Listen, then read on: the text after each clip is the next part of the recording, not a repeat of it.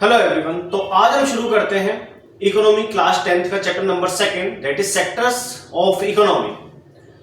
इससे पहले हमने क्लास 9th के चारों चैप्टर कंप्लीट कर लिए हैं। क्लास 10th का चैप्टर नंबर 1 भी कंप्लीट हो चुका है।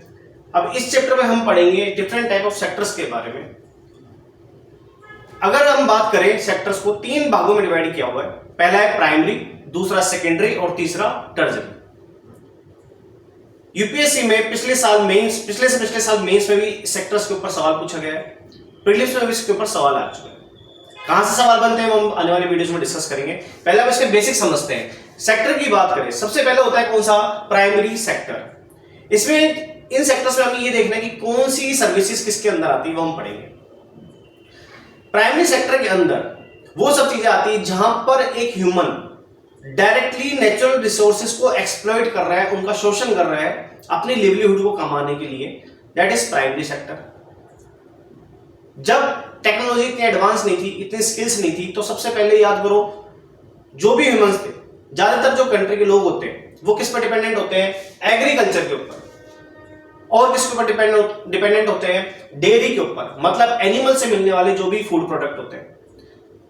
तीसरा क्या हो सकता है? फिशिंग, पानी के अंदर से जो भी मछली उनको मिलती है। तो यहां पर क्या होता है? वो डायरेक्टली किस पे डिपेंडेंट है? नेचुरल रिसोर्सेज पे। ये है सिंपल सा, दैट इज प्राइमरी सेक्टर। अगर हम बात करें 1950s में या 1900 में, 1800, 1750, जब हमारा देश कॉलोनियल गवर्नमेंट के अधीन था, तब इतनी टेक्नोलॉजी इतनी एडवांस नहीं थी। तब मेनली जो लोग थे वो किस पे डिपेंडेंट थे? वो थे प्राइमरी सेक्टर पे। सेकेंडरी सेक्टर क्या होता है? कुछ नहीं है, आप कॉमन सेंस लगाए। अब वो जो प्राइमरी सेक्टर है उसके जो प्रोडक्ट्स हैं उनको यूज करके उन्हीं के ऊपर कुछ काम करके किसमें बदल दिया है? सेकेंडरी सेक्टर में। फॉर एग्जांपल, कॉटन जो होता है वो, अगर कॉटन को जो हम यूज कर रहे हैं वो तो आगे प्राइमरी सेक्टर में, लेकिन कॉटन को मैन्युफैक्चर करके हम कुछ ऐसे बैग्स बना रहे हैं, कुछ क्लॉथ्स बना रहे हैं जो कॉटन के ऊपर बेस होते हैं, तो वो किसमें आ जाएगा? सेकेंडरी सेक्टर के अंदर आ जाएगा। तो इसमें यहां पर क्या काम आ रही है? इंडस्ट्रीज काम आ रही नहीं आ रही। धीरे धीरे इंडस्ट्रीज का डेवलपमेंट होगा, तो इसलिए सेकेंडरी सेक्टर को और क्या बोलते हैं?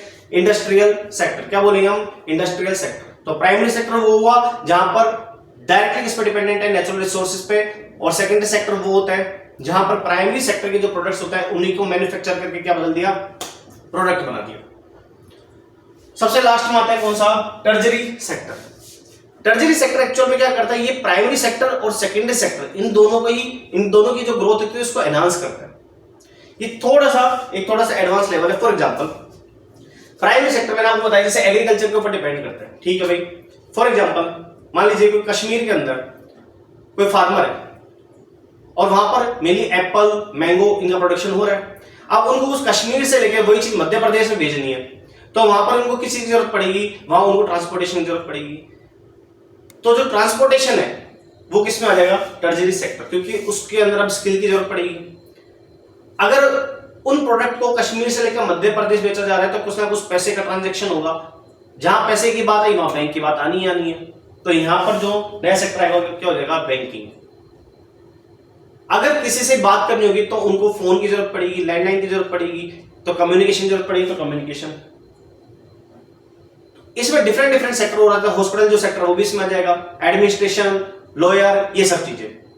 मतलब प्राइमरी सेक्टर, नेचुरल रिसोर्सेज। हमको देखो एक एग्जांपल याद नहीं करना है, वो तो काफी टफ हो जाएगा। प्राइमरी में कौन सा, सेकेंडरी में कॉमन सेंस लगाना है। अगर आपसे कोई पूछे कि कोई इंसान है वो जूट की खेती कर रहा है, तो क्या सेकेंडरी में आएगा? टर्जरी? नहीं, तो प्राइमरी में आएगा, क्योंकि नेचुरल रिसोर्सेज के ऊपर डायरेक्टली डिपेंडेंट है।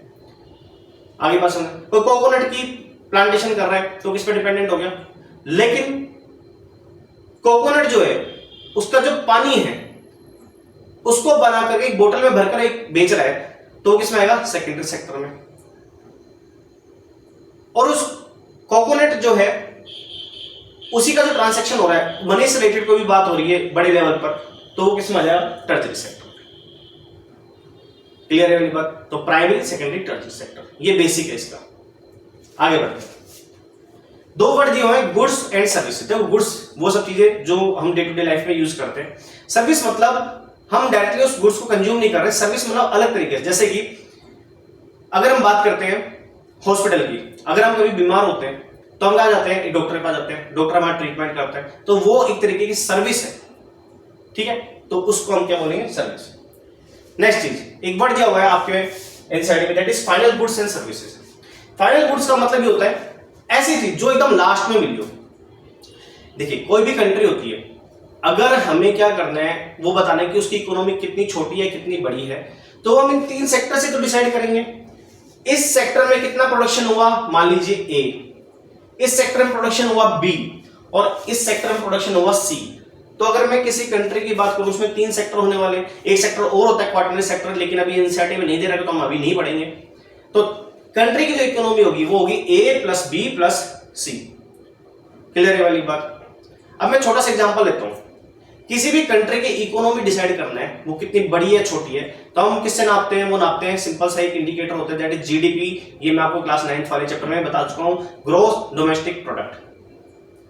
हम क्या करते हैं, जो भी फाइनल गुड्स होता है एक साल के अंदर एक ज्योग्राफिकल बाउंड्रीज में जो फाइनल गुड्स मिलेंगे, याद रखना वर्ड क्या है, फाइनल, जो फाइनल चीजें बनकर तैयार हुई, ये क्या होता है मैं अभी बताऊंगा, उसको अगर हम काउंट कर लेते हैं, मान लीजिए ऑस्ट्रेलिया की फाइनल गुड्स एंड सर्विस आ गई लास्ट में कितनी, $5 बिलियन, और अमेरिका की आ गई $7 बिलियन, मतलब जीडीपी। तो ज्यादा बड़ी इकोनॉमी किसकी, अमेरिका की। ऐसे अब फाइनल गुड्स क्या होते हैं, वो मान लीजिए कोई कंट्री है उसके अंदर कार का प्रोडक्शन हुआ। अब वो जो कार का प्रोडक्शन है, आप देखिए कार में क्या क्या चीजें लगती है, अपन बेसिक सी चीज देखते हैं। रबड़ लगेगा टायर वगैरह बनाने में, स्टीयरिंग बनाने में, ग्लास लगेंगे, शीशे वगैरह जो होते हैं आगे के फ्रंट के साइड के, ये सब चीजें, आयरन लगेगा उसकी बॉडी बनाने के लिए, और प्लास्टिक लगेगा जहां जहां उसकी चीज की रिक्वायरमेंट होगी। अब मान लीजिए वो जो रबड़ है उसका प्राइस कितना है, 200 रुपए। अब कार की सस्ती होती है आई नो, बट लेकिन समझाने के लिए डाटा बहुत शॉर्ट रखा है मैंने। रबड़ उसमें कार का लगा हुआ है, कार के अंदर जो रबड़ लगा हुआ कितना हो गया, 200 रुपए। ग्लास लगेगा 500 रुपए का, आयरन लगेगा 300 का, प्लास्टिक लगेगा 400 का। अगर मैं इन सबको कैलकुलेट करता हूं तो कार में वो कितने रुपए की पड़ रही है, 1400 रुपीज की। अब देखिए मान लीजिए ये हो गया अपना क्या, फाइनल गुड और सर्विसेज भी, मतलब यहां पर लेबर चार्ज भी जुड़ चुके हैं अपने, सब कुछ चीजें जुड़ करके अपने पास यहां पर आ चुके हैं। तो क्या, तो मैं इसको कैलकुलेट कर लेता हूं। मान लीजिए एक साल के अंदर 10 कारें प्रोड्यूस हुई और हर एक कार की प्राइस है 100 रुपए। तो साल के अंदर मैं कैसे कैलकुलेट करूंगा, 10 गुड्स बने अपने पास, एक की प्राइस कितनी है, 100 रुपए, तो फाइनल कितना हो जाएंगे, 1000 रुपए। ये हमारी कंट्री की जीडीपी आ गई। क्लियर है बात। अब बात आती है सर हम इसको क्यों नहीं कैलकुलेट कर सकते, कर सकते हो कोई दिक्कत वाली बात नहीं, लेकिन आप खुद कैलकुलेट करो। एक कंट्री के अंदर ना जाने कितनी चीजें बनती है, जैसे आपके एनसीईआरटी में एग्जांपल दे रहा है बिस्किट बनाने का।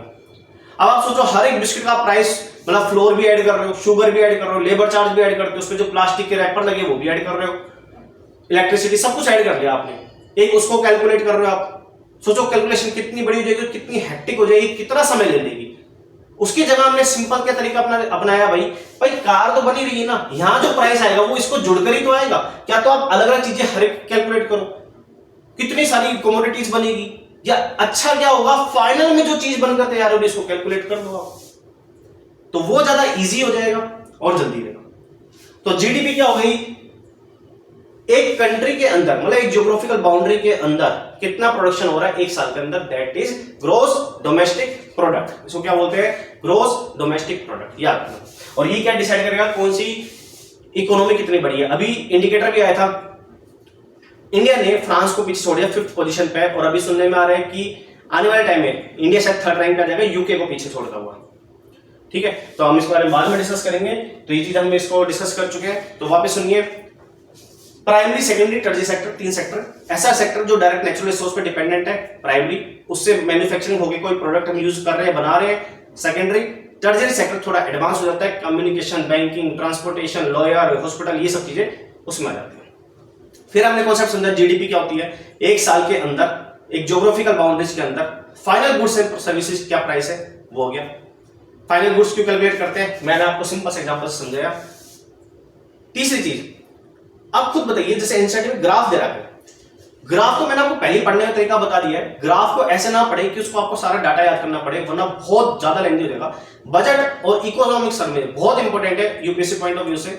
बजट और इकोनॉमिक सर्वे जो है उसके अंदर भी खूब सारे ग्राफ है, लेकिन हमें उसमें ऐसे नहीं पढ़ना होता कि उसका एक एक डाटा याद करें, हमें उसमें एनालिसिस करना होता है। जैसे कि एनसीईआरटी में दे रखा है 1973 से लेकर 2020-18 के आसपास तक जो प्राइमरी सेक्टर में लोगों का इन्वॉल्वमेंट है वो कम हुआ है, लेकिन टर्जियरी सेक्टर में बढ़ा है।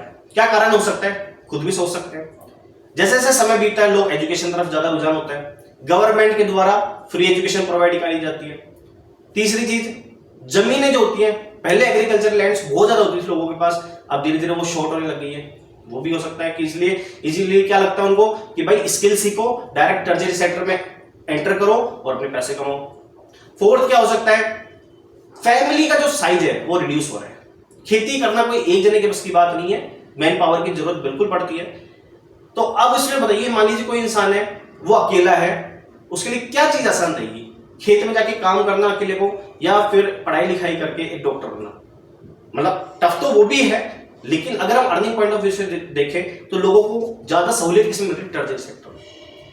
लोगों के पास पैसा आ रहा है तो ज्यादा इन्वेस्टमेंट अलग अलग चीजों में हो रहा है, लाइक एजुकेशन में हो रहा है, लोग ज्यादा चीजें सीख रहे हैं, स्किल गेन करने के लग रहे हैं, गवर्नमेंट की तरफ से अलग अलग प्रोग्राम चलाए जा रहे हैं। इस वजह से क्या हो रहा है, लोगों का स्किल सेट बढ़ता जा रहा है। अब इसके बाद स्किल आएगी, वो क्यों प्राइमरी सेक्टर में टिका हुआ रहेगा। प्राइमरी सेक्टर में इतना अर्निंग भी नहीं हो पाती जितना टर्जियरी सेक्टर में उनको कम मेहनत में कम समय में मिल जाती है। तो ये सब कारण होते हैं।